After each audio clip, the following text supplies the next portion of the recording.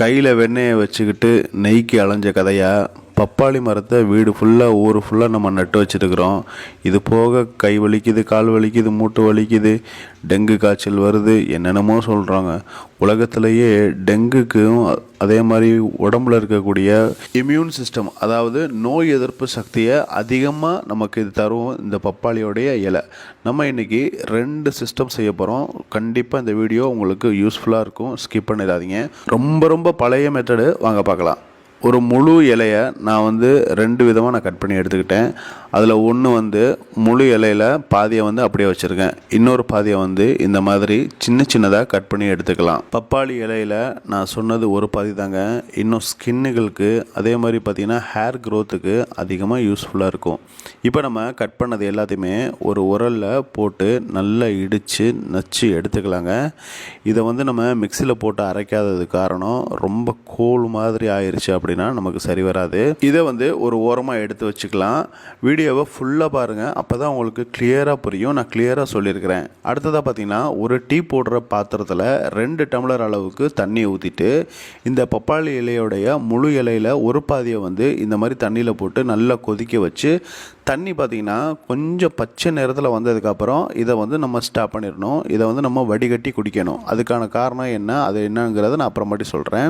அடுத்ததாக பார்த்திங்கன்னா, ஒரு உரலில் இந்த மாதிரி, அதாவது பிரியாணி இலை, பே லீஃப்னு சொல்லக்கூடிய பிரியாணி இலை 2 எடுத்து போட்டுக்கலாம். சின்ன சைஸ் இஞ்சி 1 எடுத்துக்கலாம். அதே மாதிரி பார்த்திங்கன்னா 5 பூண்டு எடுத்துக்கலாம். இப்போ அடுத்ததாக பார்த்திங்கன்னா கிராம்பு இந்த மாதிரி மேலே முட்டுக்கள் முழுசாக இருக்கக்கூடிய அளவுக்கு இருந்துச்சுன்னா ஒரு 15 கிராம்பு எண்ணெய் எடுத்துக்கலாம். அடுத்ததாக பார்த்திங்கன்னா இது எல்லாத்தையுமே நல்லா இடித்து வச்சுக்கலாங்க. இந்த மெத்தடு பார்த்திங்கன்னா ஆயுர்வேதத்துலையும் இருக்குது. இந்த மெத்தடு நீங்கள் கண்டிப்பாக ட்ரை பண்ணணும். அடுத்ததாக பார்த்திங்கன்னா இப்போ நமக்கு இந்த பச்சை நிறத்தில் இருக்கக்கூடிய அது ரெடி ஆயிடுச்சு தண்ணி. அடுத்ததாக ஒரு இரும்பு கடாயிலையோ இல்லாட்டி இந்த மாதிரி மண் சட்டி இருந்துச்சுன்னா எடுத்துக்கோங்க. 300 ml நான் ஆயில் ஊற்றிருக்கேன். என்ன ஆயில்னா நல்லெண்ணெய் இல்லாட்டி கடுகெண்ணெய் இருந்துச்சுன்னா எடுத்துக்கோங்க. நம்ம ஒரு பாதியை உரலில் இடித்தோம் பார்த்தீங்களா அந்த இலையை, அதை இதில் நான் சேர்த்துக்கிட்டேன்.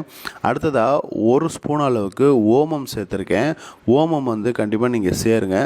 அதே மாதிரி பார்த்தீங்கன்னா அடுத்த ஒரு ஸ்டெப்பு என்ன நம்ம பண்ணோன்னா, இந்த பிரியாணி இலை, இஞ்சி, பூண்டு, கிராம்பு இதெல்லாம் நச்சோம் பார்த்தீங்களா, இதை நம்ம இதுக்குள்ளே போட்டாச்சுங்க. போட்டு நமக்கு 3லேருந்து 5 நிமிஷம் வரைக்கும் நல்லா இதை கொதிக்க வச்சு ஆயிலுமே பார்த்திங்கன்னா கொஞ்சம் பச்சை நிறத்தில் மாறிடும். இதை நம்ம வடிகட்டி வச்சுக்கலாங்க. குழப்பிக்காதீங்க. ரொம்ப ஈஸியான மெத்தடு தான். பார்க்க உங்களுக்கு புரியாத மாதிரி இருக்கும், ஆனால் ரொம்ப ஈஸியான மெத்தடு.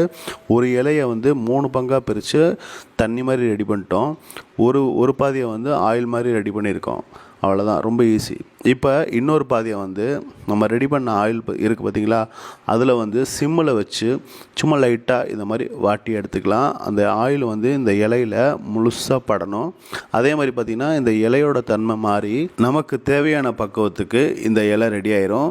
தண்ணி நம்ம ஆரம்பத்தில் ரெடி பண்ணோம் பார்த்தீங்களா, இலையை கொதிக்க வச்சு அந்த தண்ணியை நீங்கள் வாரத்துக்கு 1 தடவையோ இல்லாட்டி 2 தடவையோ கண்டிப்பாக குடிங்க.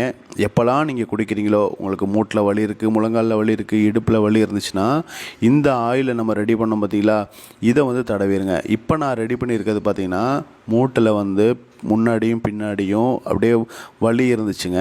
அதுக்காக இதை ரெடி பண்ணியிருக்கோம். நம்ம ரெடி பண்ண இந்த ஆயிலை நல்லா தேய்ச்சிட்டு மசாஜ் பண்ணிவிட்டு நம்ம வாட்டினோம் பார்த்தீங்களா ஒரு இலையை, பப்பாளி இலையில் ஒரு பாதியை இந்த மாதிரி வச்சு நீங்கள் ஒரு துணியை வச்சு கட்டிக்கங்க. அடுத்த நாளே ரெடி ஆகிரும். உங்களுக்கு காலில் இருக்கக்கூடிய அந்த வலி, இறுக்கமாக இருக்கிறது, மட்டக்குன்னு சவுண்டு வரும், ரொம்ப நேரம் நின்று வேலை பார்க்குறவங்களுக்கு அதிகமான வலி இருக்கும், எல்லாத்துக்குமே ஒரு சிறந்த தீர்வாக இருக்கும். கண்டிப்பாக நீங்கள் இதை ட்ரை பண்ணுங்கள்.